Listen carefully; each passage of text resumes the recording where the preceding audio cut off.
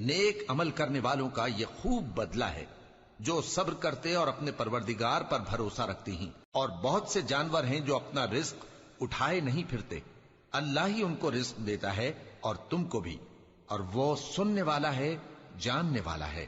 اور اگر ان سے پوچھو کہ آسمانوں اور زمین کو کس نے پیدا کیا اور سورج اور چاند کو کس نے تمہارے زیر فرمان کیا، تو کہہ دیں گے اللہ نے۔